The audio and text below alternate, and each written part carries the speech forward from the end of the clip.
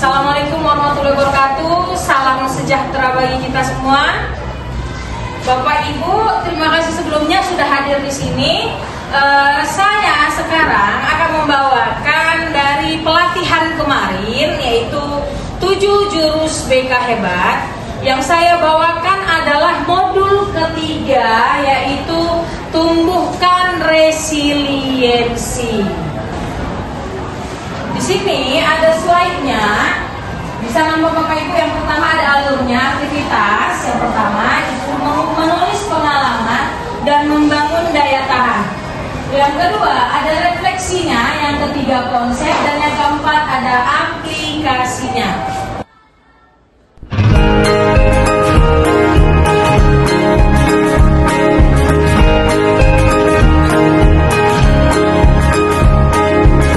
Murid mandiri dan kuat, tumbuh di lingkungan sehat, bersama guru yang hebat, penuh cinta dan bersahabat, mendidik dengan tulus.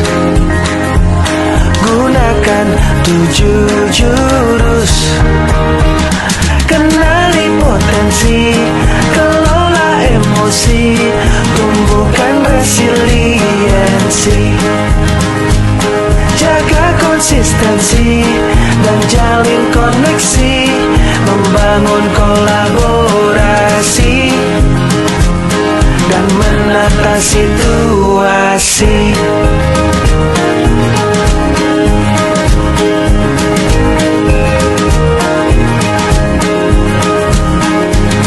Sekolah aman dan nyaman,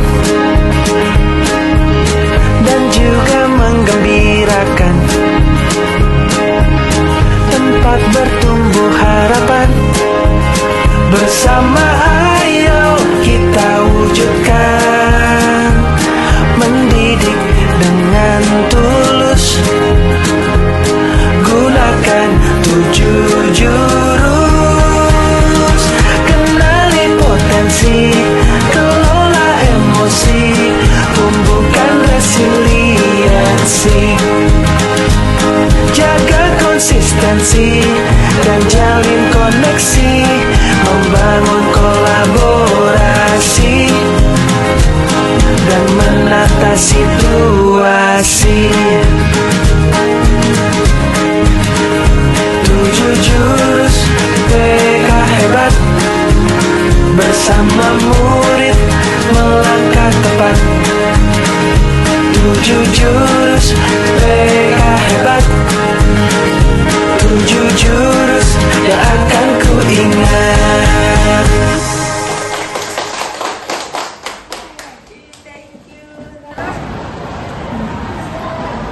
Di slide selanjutnya adalah mengenang pengalaman membangun daya tahan. Bapak Ibu bisa ikuti instruksi di depan, bisa keluarkan handphonenya,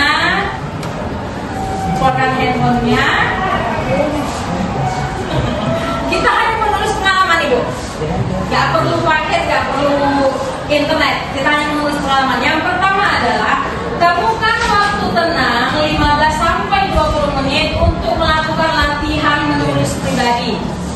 Terus yang kedua, bayangkan satu pengalaman yang tidak menyenangkan yang Anda alami namun Anda telah berhasil lewati, seperti merasa diremehkan, dijatuhkan secara mental, tidak dianggap, diabaikan, atau dipermalukan. Catatannya ada, pilih pengalaman yang pernah Anda lalui tapi kini sudah cukup netral untuk dikenang tanpa trauma berat. Jadi Bapak Ibu bisa menulis pengalaman trauma pribadi yang pernah dilalui tanpa mengalami trauma berat lagi. Bisa Bapak Ibu? Bisa Bu. Oke, sekarang bisa tuliskan. Kita kasih waktu 15-20 menit. Silakan Bapak Ibu.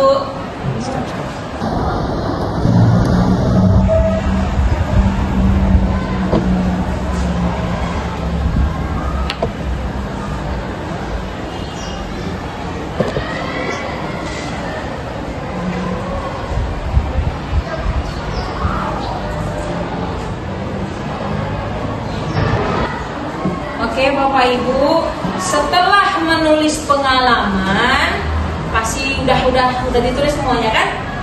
Udah Bu. Jadi kalau misalnya anak ini di slide selanjutnya, apa dampak pengalaman itu terhadap diri saya? Bisa direfleksikan Bapak Ibu, siapa yang bisa? Kalau saya Bu, Oke, ada. baik Bu, sebelumnya saya ingin bertanya juga Bu.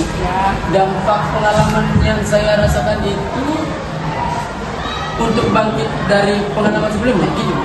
Dari permasalahan. Dari permasalahan. Oke. Baik Bu, terima kasih atas waktu dan kesempatannya.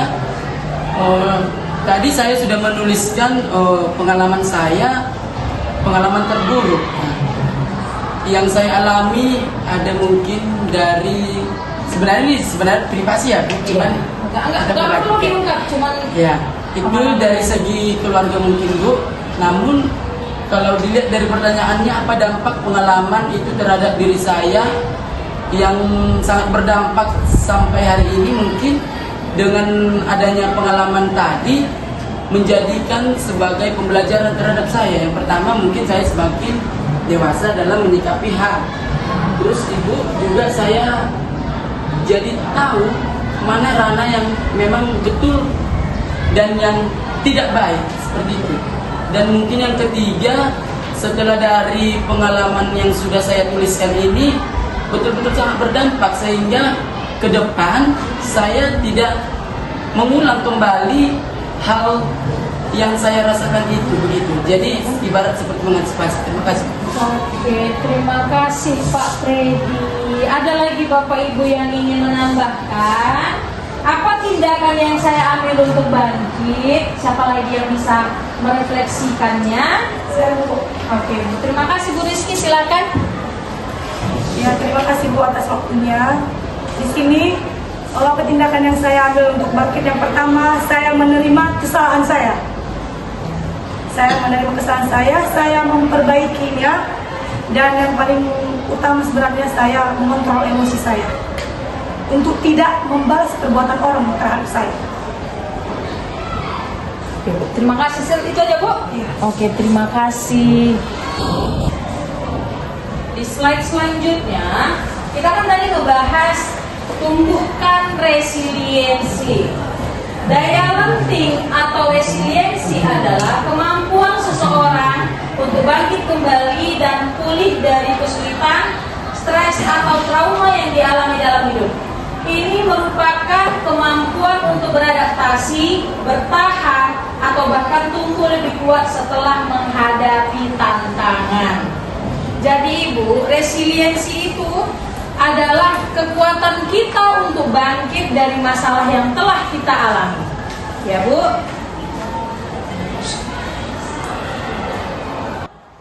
Bisa kita lihat di slide selanjutnya. Menurut Carol S. Dweck, memperkenalkan konsep growth mindset, yakni keyakinan bahwa kemampuan bukan bawaan lahir, tetapi bisa dikembangkan melalui latihan, strategi yang tepat, dan dukungan orang lain. Neuroplastisitas adalah mekanisme biologis yang mendasari growth mindset. Setiap kali individu dengan growth mindset menghadapi tantangan dan berusaha mengatasinya, otak mereka sedang membentuk dan memperkuat koneksi saraf baru yang terkait dengan keterampilan atau pengetahuan tersebut. Jadi Bapak Ibu, pada saat kita menghadapi tantangan, otak kita akan membentuk jaringan ataupun koneksi baru mengenai informasi atau permasalahan yang kita hadapi. Makanya growth mindset itu adalah pikiran yang berkembang. Di sini ada perbedaan antara fixed mindset dan growth mindset. Yang pertama adalah fixed mindset adalah keyakinan bahwa kecerdasan dan kemampuan seseorang bersifat tetap dan tidak dapat diubah.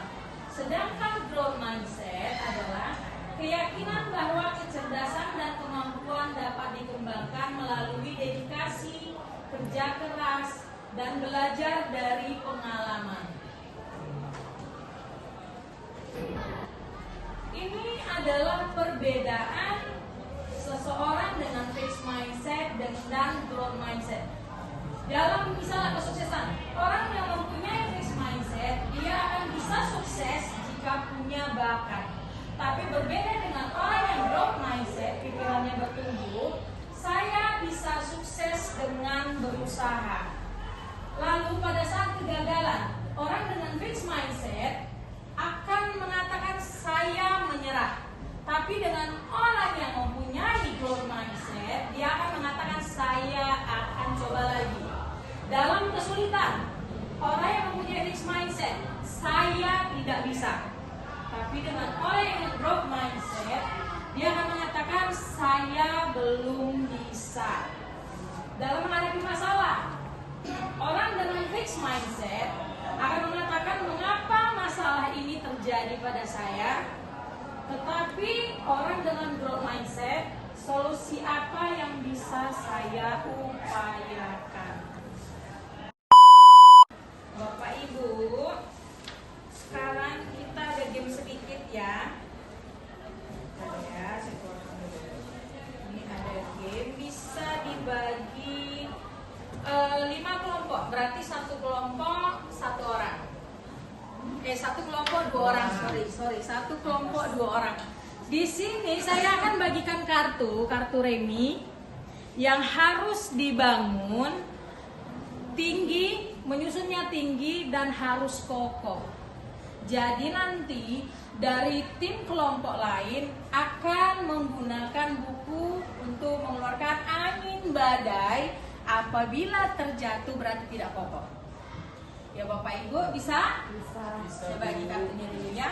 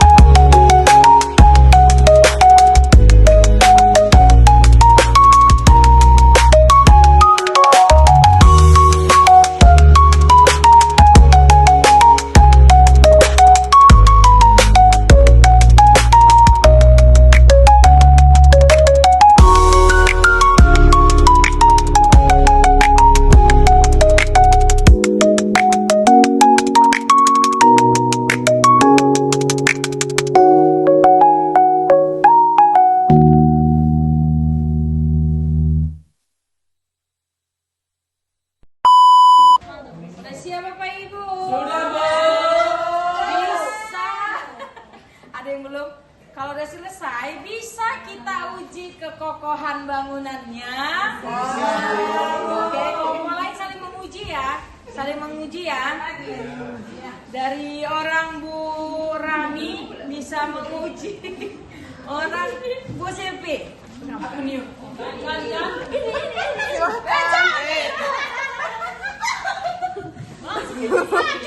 Oh. Tunggu dulu di video bentar. Emang ini? Janganlah kalian bersuara.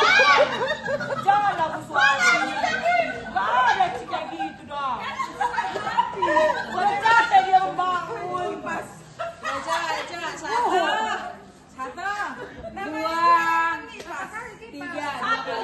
dua, tiga. Dua kali.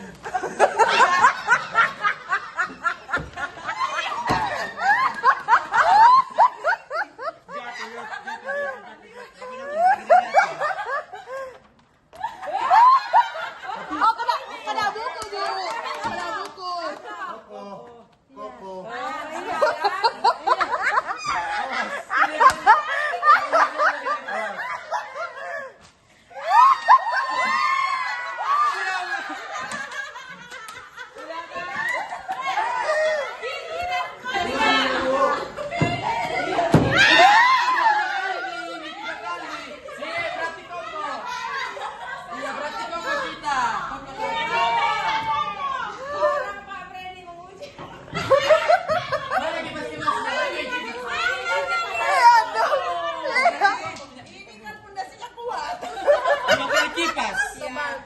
kali kipas. 1, 2, 3.